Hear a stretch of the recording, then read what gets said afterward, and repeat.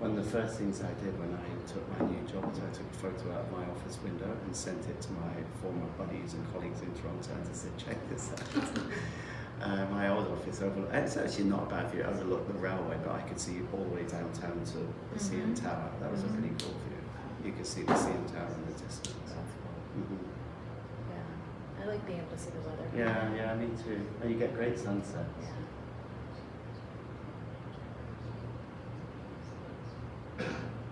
You realise how busy the harbour is.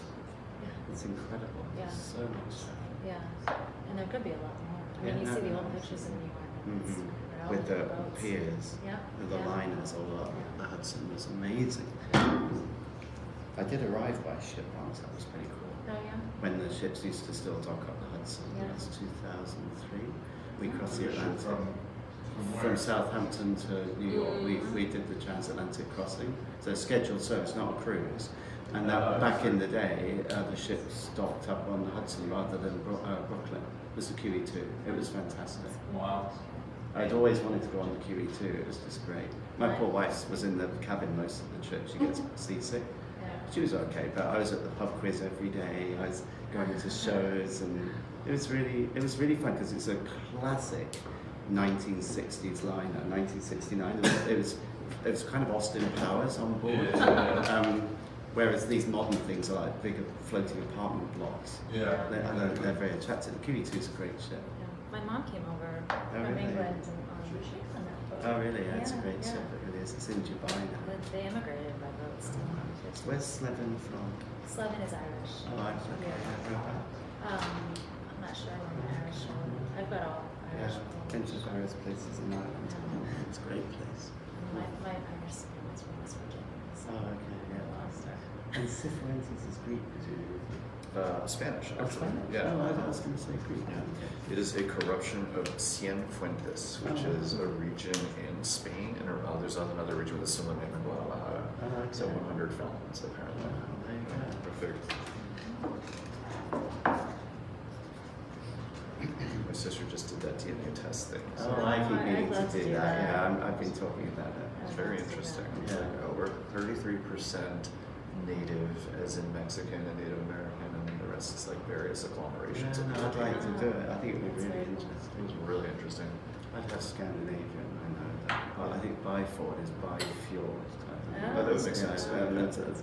My mum's from the northeast. A lot of people came over from it. Right.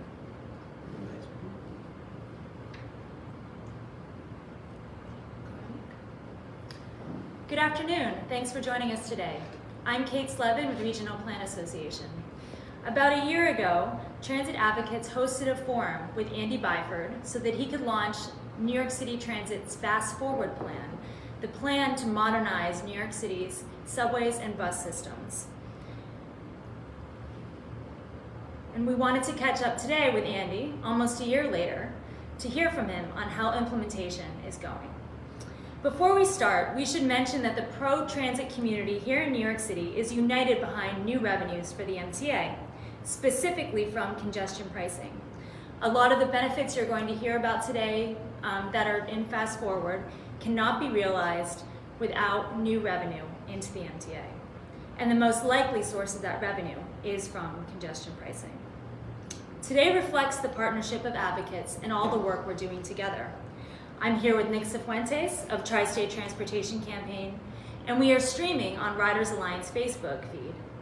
And we are actually sitting in Transit Center's offices in Lower Manhattan with a beautiful view of the harbor. Our other co-hosts today are Rudin Center, New York League of Conservation Voters, EDF, Move New York, and I think that's about it. Thank you to you all for hosting with us today. There are multiple campaigns in support of congestion pricing, including Fix Our Transit and Save the Subways. You should be able to see more information about how to get engaged on the bottom of the screen. And we right now have 25 days until this decision is made in Albany. So if you want to take action on this issue, now is your time to do it. Nick, I'll pass it over to you. Thank you. And Andy, I want to start off by saying that we're glad to have you here. Thank you. You've worked in London, you've worked in New South Wales, you've worked in Toronto, and not coincidentally, all of these systems just work a lot better in your wake. So I just wanted to say that the governor picked the right man for the job. Thank you. We are very, very glad to have you, and we're all rooting for you. So thanks for being here today. Thank you. It's good to be here, and thank you for inviting me. I mean, I've really enjoyed my career so far. It's been really fun working in these different places. It certainly equips you with what you need for what I have described as, without question, the hardest, toughest challenge in world transit right now. But I've had great teams over the years. It's certainly not all down to me, but it does give you the tools and the experience that you need for what's a very, very old system, but still a very capable system, but that we all know needs to be completely modernized, and that's what Fast Forward's all about.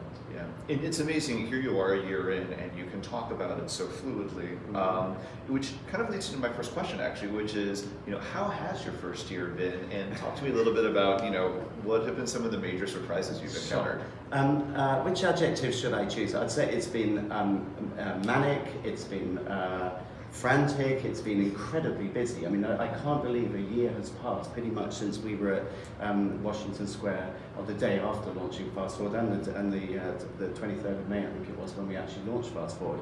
And even more surprising to me is that over a year has passed since I stood outside Bowling Green Station on my very first day, and I said the job as I saw it was to completely modernize transit from top to bottom, and that needed to be a complete modernization of the subway, a transformation of the bus network, pushing to make this system fully accessible as quickly as possible, and an all-out push on culture change. And certainly those are the 4 priorities that have guided the work that we've done as a team so far, and they stand the test of time. They're as relevant today as they were then. In terms of surprises, I think no real major surprises in that I expected a tough environment. New York is a tough place to work in that there's huge expectations. People rightly want better transit, they want it right now. It's a tough situation, I think, politically. It's very dynamic. There's a very strong media presence here, which is good. And customers don't hold back. New Yorkers don't hold back from saying what they want. So I knew all of that. I'd done my due diligence before I came here. It's been all of that and way more. The year's just flown, but I'm really enjoying it. But I think we're making progress. Yes, and speaking of progress, we've seen the Subway Action Plan, Save Seconds. A lot of these programs are starting to bear fruit. It's certainly true that New Yorkers are still making, they're still struggling to get on the system sometimes, but there is progress actually happening. So why don't you tell us a little bit about some of the things that you're proud of that you've gone through in this first year? Absolutely. Well, I'll say first up, and it always would be my first thing, I'm very proud of the staff actually. There's 50,000 men and women at Transit who, against the odds, on pretty archaic equipment. It's safe, but it's pretty archaic. We have in some cases 100-year-old equipment. They're miracle workers. They move the masses. We move 8 million people a day.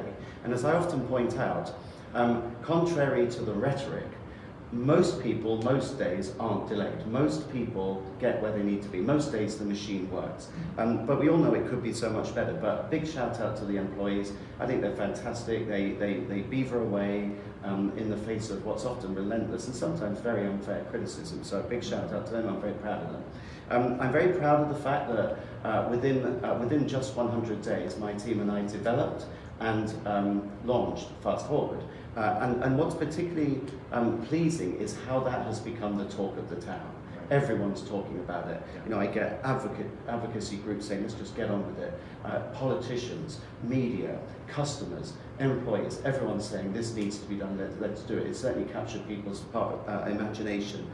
But Fast Forward needs to be seen in the wider context, the context of the bigger capital plan. It's not all about transit. We've got to sort out Long Island and Metro North as well. I'm proud of the fact that we have, in addition to setting out this compelling vision, I'm proud of the fact that we have, though not said to New Yorkers, sorry folks, got a plan, you've got to wait 5 to 10 years. Absolutely not. We need to be providing transformation and improved, tangible improvements right now, and we are. So let's talk about some of those. The subway, January 2018, woeful 58% on-time performance. Now that was a particularly bad month, whereas January of 2019, over 76% on-time performance. So, you know, if you just compare like for like, you can say, well, you're not, because that was a bad month. So I look at the moving annual average. I look at how are we progressing? Is our incline, our performance improvement, is that being sustained? And it is. I set my team a target of I wanted to see a monthly reduction of 10,000 delay incidents per month. That's a big figure. We had a scandalous 70,000 delays a month. We're now down to around 40,000. So every month, and this has been the last 5 months, we've seen that delay reduction met. So it's by focusing on basics. It is by delivering the subway action plan, which was absolutely about addressing infrastructure deficiencies, fixing leaks, fixing blocked drains, mending equipment. But what was missing was also what needed to be complementary, an all-out focus on operational basics. Getting your dwell times right, the time that trains stay in platforms, and moving the trains more quickly, but doing that safely. Getting your sectional running times right, in other words, the actual schedules. And removing unnecessary speed restrictions. We found a lot of signal grade time. The signaling equipment was wrongly calibrated. We've addressed all of that. So this Save Seconds campaign is all about focusing on basics. And that has delivered this tangible improvement in service along with the subway action plan. On the buses, we are seeing, again, improvements in journey time, in terms of wait time. Staten Island, we've relaunched the express bus network there. And on the accessibility piece, I think we've made huge inroads to at least change the narrative with a very clear expression from me or commitment that we're deadly serious on pushing towards full accessibility. So lots to be proud of, lots still to do, huge amounts still to do. I know that we're nowhere near where we need to be yet, but a good foundational first year. Great. And a lot of that we're going to dig into in a few minutes. Yeah, great. So Andy, can you talk a little bit about how important it is to you to get congestion pricing passed this year and new revenue starting to come into the system? And also from your experience in London, about what happened on the street in terms of traffic reduction after congestion pricing was implemented. Sure. So, I clearly remember, I lived in London when the congestion price came in, as you said, and I do remember the almost apocryphal voices of doom, the siren voices. It'll never work. People won't pay it, they'll cover up their license plates, the cameras won't work. So everyone was on tenterhooks, I remember, the night before congestion pricing came in, and that was a bold move by the then mayor. And it worked remarkably well. It worked in two ways, because it had two objectives, complementary objectives. Number one, congestion was noticeably lower the very first morning and stayed that way. I mean, it's crept up again a bit as the city has grown, but noticeably freer streets. But the second benefit was, because a number of people did still come into town, they had to pay the fare, they had to pay the charge. And the technology worked really well, but B, the millions of pounds that were generated by the operation of that system was lockboxed, ring-fenced, as I would say, but lockboxed, guaranteed to be poured back into transit. So the quid pro quo for Londoners was, don't use your car because we're going to make the alternative, public transit, work better. And huge amounts of money were poured into the London bus system in particular, which is now transformed. So I'm a great believer in it. I think the governor has shown tremendous courage, similar to the mayor in London at the time, in pushing what is inherently probably kind of a difficult message. We're going to charge people to come in, but it's essential that we get congestion pricing across the line. Why? Because the MTA desperately needs new revenue streams. And what we don't need is stop-start revenue where you can't plan with confidence, where you don't know what you're going to be able to deliver over the next few years. And certainly the capital plan, we need certainty. So for that reason, I support congestion pricing. We need more than that. We need other revenue streams as well. But job number one is to get congestion pricing through. It has my full support. And we're going out now, my colleagues and I, making the case to say, if the elected officials have the courage to back it, We will be worthy recipients, trustworthy recipients of that funding. We will guarantee to put it into tangible improvements in transit, and everyone will benefit. The economy will benefit, the environment will benefit. We can turn transit around in this city with that kind of stabilised funding. Right. And in terms of traffic congestion reduction, after it was implemented, was it just like that, the day pretty after? much, yeah. The day after. As I said, we were all in tenterhooks in London at the time, and I wasn't sure, to be honest, I wasn't sure what was going to happen, but it was remarkable. I lived in central London. It was like a ghost town. It was incredible. We walked around town, and everyone, all the voices of doom were proven wrong. But it's a tipping point. You don't want to put people off so much that you don't generate revenue. It's meant to achieve two things. And revenue, though, for a defined purpose, not into some amorphous fact, not into some, not into paying transit executives more. Absolutely to pour back into making improvements, so you get into a virtuous cycle. Thank you. So that's a lot of context about London. I think that illustrates how congestion pricing worked. And you mentioned a moment ago that one of the things London did was really pour resources into the bus network. Absolutely. So this morning, we're part of the Bus Turnaround Coalition, and we held a press conference talking about bus service in New York. And we know that while there has been some improvement, buses are still struggling. And we gave some buses D's and F's. Can you talk a little bit about what the MTA is currently doing right now every day to improve buses, and especially in the outer boroughs where that service is really important? Absolutely. So there was a reason why I made buses, but transforming the bus network, one of my 4 equal priorities. Everyone expected, Byford's going to turn up and talk about the subway. Buses are the workhorse of New York City Transit. You've got areas of New York that are all about the buses, areas of Queens and Brooklyn in particular. So I was very keen to not give the impression, even though I'm ultimately a railwayman, that's how I describe myself, and my background is railways, was to equally focus on buses. So we've launched a bus turnaround plan. That's about making the existing system work better, with better, properly policed bus lanes, more SBS, but also pushing forward with the city. I'm very pleased to see the mayors on board with this, about getting the funding and getting commitments on towing and getting police assistance to get the buses a fighting chance of getting through traffic, but also about investing in more bus lanes, traffic signal priority, all-door boarding. There's a whole range of things that we'll be doing over the next few months and year to transform buses. Let's just remember, though, at the end of the day, I don't want to see D's and F's and E's on my bus networks, but let's remember that in the last year, although we have seen improvements, we have seen, for example, increased bus speeds in Staten Island where we've redesigned the bus network.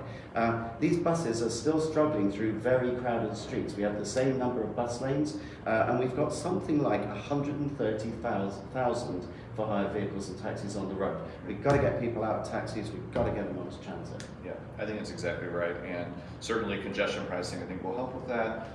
Also, we know that the governor proposed camera enforcement for bus lanes, which we're very, very supportive of, and we know that's a critical step to making sure buses can actually use the lanes that they have. Definitely. You mentioned the Staten Island express bus redesign, and now there's also a full network redesign happening in the Bronx. Can you tell us a little bit about that and how riders can get engaged in that process? Sure. So one of the key elements of the bus redesign was to give a commitment that over the next 3 years we would review the bus service, the fundamental design of the bus service in all 5 boroughs, all of the routes. There's a lot of bus routes out there. So the first one was Staten Island Express. We learned a lot from that. We're currently in the Bronx. And if people do want to review, they can look at mta.info/Bronx bus redesign to have input into that process. But it's a very dynamic process, Nick. It's not us saying, we'll tell you what bus network you need. No, we start from a blank sheet of paper. We ask the community, we ask elected officials, we ask advocacy groups, what do you like about the existing system? What do you want from the new system? It's about choices. Fewer stops, quicker ride, or more stops, less distance to walk, but a longer ride. So we present people with choices. We're in the Bronx at the moment. We're about to start in Queens. We will work our way through, and we will give New York a bus system that's worthy of the greatest city in the world. That's fantastic, and we were so proud to see the bus pillar of Fast Forward be basically the first thing that you talked about. First thing out of the track. Yeah, that's great. If you're just tuning in, I'm Kate Slevin with Regional Plan Association, and I'm joined by Nick Cifuentes, and we're talking with Andy Byford from New York City Transit about Fast Forward. So, Mr. Railway Man, let's talk again about the subways. What kind of improvements will riders see if Fast Forward is funded, and how quickly? They'll see big improvements. I described at the time when I stood outside at Bowling Green, the single most transformative thing we can do with the subway. There's lots to do, but we must bite the bullet and we must re-signal the subway. The thing that holds this system back right now is the safe but old-fashioned signalling system. We currently have modern signalling on the L line to Canarsie. We just introduced it on the Flushing line, and already on line 7 the punctuality is markedly improving. And that's because modern signalling, A, is inherently more reliable, it's modern, but it relies on less line-side equipment. But also, it offers way more capacity because the trains talk to each other rather than are governed by fixed blocks and fixed signals. You can run way more trains. Typically, you get an uplift of between 10 and 15% in terms of capacity. So let's cut to the chase. If we get the funding for Fast Forward, in the first 5 years, we can re-signal 5 lines. We were re-signaling at the rate of 1 line every 7 years. So we've identified how to get this system 90% of trips onto modern signalling within just 10 years, less than 4,000 days. So what else? 150 stations can be modernised in that first 5 years, 150 in the second, and also on the subway, in the first 5 years, we'll come onto it, we can make 50 stations accessible, and in the second 5 years, 130. So this is a hugely ambitious plan. It's unprecedented if we can pull this off. What I've been saying to people is we can move from a state of emergency to state-of-the-art transit on a par with Hong Kong, Singapore, London, Paris. We can do that with the funding in less than 4,000 days, 10 years, less than 4,000 days. We have the plan, we need the money. And just to emphasize that the previous plan was to modernize the signal system over 50 years. Yeah, I mean, Regional Plan Association looked into it and said, we have to do it faster, we can't wait that long. And here's the good news, Kate, that, and I've just brought in an expert, world expert on signalling, a guy called Pete Tomlin, and we're jointly working on, there may even be a quicker, cheaper and less intrusive way to re-signal this subway. It's the emerging technology of ultra-wideband. In the Fast Forward plan, that is allowed for. I think it's page 26, we say if that new emerging technology proves to be safe and, and reliable and proven, we may be able to do this even more quickly. It's not a signalling system in itself, but it's the communications element of CBTC in combination, and we're about to start some trials of that combination in shadow mode. In combination, it has the opportunity to be a game changer. Right, but you need the funding. We need the funding. Right. And we also need New Yorkers' patience, because even with UWB, ultra-wideband, at the end of the day, it's a 24/7 railway. We will need time to access the tracks and to take trains out of service to do the conversions. But as I would say, the pain is worth the gain. Absolutely. Sorry, the gain is worth the pain, get that right. Gain is worth the pain. The gain is worth the pain. It is, the gain is worth the pain. And look at London. London bit the bullet, re-signalled, and is transformed in terms of reliability and capacity. I love that you literally quoted chapter and verse, page 26. It's in there because I don't want anyone saying you people don't think outside the box. Yes, we do. We are absolutely up for new technology, but New Yorkers won't thank me if we put all our eggs in a future as yet to be proven basket. So what we're doing is pushing on the CBTC and developing ultra-wideband in parallel. And we have the man to deliver. That's why I nabbed him from Toronto, who aren't talking to me at the moment. I wear that pin now. All right, so let's talk a little bit about accessibility, because it's important. It's just as important that our subways are accessible as much as it is that the subways work at all. And I say this meaning not just the disabled populace that needs to be able to use the system, but mothers, women who are pregnant, anybody carrying groceries, people who are elderly. Everybody needs to make sure that they can access the system. And right now, about a quarter of our stations are accessible. So talk to me a little bit about what's in Fast Forward around accessibility and when riders can expect to see that roll out. Well, I mean, ultimately, what we want to do is give New Yorkers truly a world-class system. We want it to be a system of which we can be rightly proud. We cannot be proud of the system, though, while so many people are excluded from it. So it's got to be a system that is fully accessible as soon as possible, which is one of the reasons where it's number 3 on my list. So it's entirely possible. We are right now in the process of installing elevators across the system on the existing capital plan. My plan will double that rate of installation. We will, over the first 5 years, as long as we get the funding, we will make 50 stations accessible in that time period. By doing that, within 5 years, we will offer a system where you'll be no more than 2 stops away from an accessible station, which is light years from where we are now. Yeah. Following 5 years, subject to funding, another 130 stations. Do the math, 130 plus 50 plus the 118 we've already got, you're getting within striking distance of that fully accessible network. So it's not all, though. You're right. You're absolutely right. That's not the only thing. We need to make the existing elevators work better. We need to keep them clean, and there's a whole raft of other accessibility features that are needed. So one of the things, again, I'm proud of as part of building a team.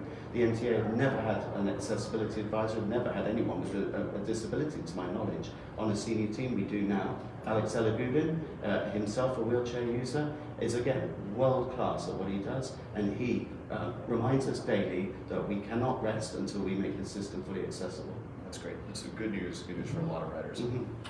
Another part of Fast Forward is actually making changes to the MTA itself.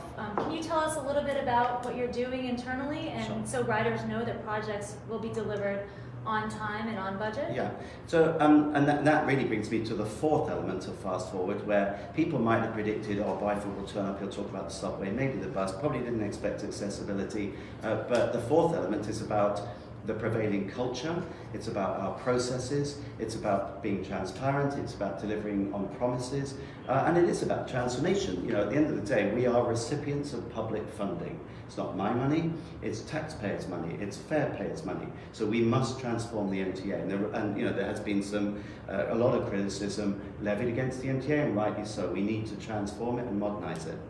So I am pleased to say, I'm proud to say, and not many people realize this, actually 75% of New York City Transit projects are delivered on time and on budget within the contingency. But we want it to be higher than that. I'm aiming for 90, 95, let's make that the norm. So we are looking at the cost of our operations. We're looking to modernize the system such that it's more, by system, the company, the organization, so that it's nimble, transparent, dynamic, less bureaucratic, more open to innovation. We're looking at the cost of our operations, so modern delivery methods such as design build, such as potentially public-private partnerships. We're looking at work practices. We're looking at how we scope things, how we procure things, so that the actual cost of our operation is reduced. The governor's rightly pushing us on that, and the structure, you will see, will be quite fundamentally different. And that suits me, because what I need is a structure that liberates me and enables me to get on with it. Give me the tools, give me the money, I will deliver. You can hold me accountable for that. But I need time, and I need the freedom to be able to do what needs to be done. Yeah, and you talked a little bit about needing a team to be able to do that as well. Are you making changes on that front as well? Very much so. New team. So yes, and I think a good team, Kate, is a mixture of some new recruits, people like Pete I brought in from Toronto. Another fantastic team member is my Chief Customer Officer, Sarah Meyer. Real quality people from Sarah's background in the private sector, but combined with quality people from within the organisation who I've promoted. That's how you get a compelling mix. We have a good gender ethnic mix on my exec. That's what makes a balanced team, but it's that compelling mix of I can't do this on my own. I need a real world-class team to deliver world-class transit. So I'm very proud of them, and we know we have our work cut out. Great. Well, you certainly have our support. I want to thank you so much for being here today. And thanks for everyone for tuning in. Again, we have 25 days until the issue of congestion pricing is resolved in Albany. Please learn more about our campaigns, and thank you for participating today.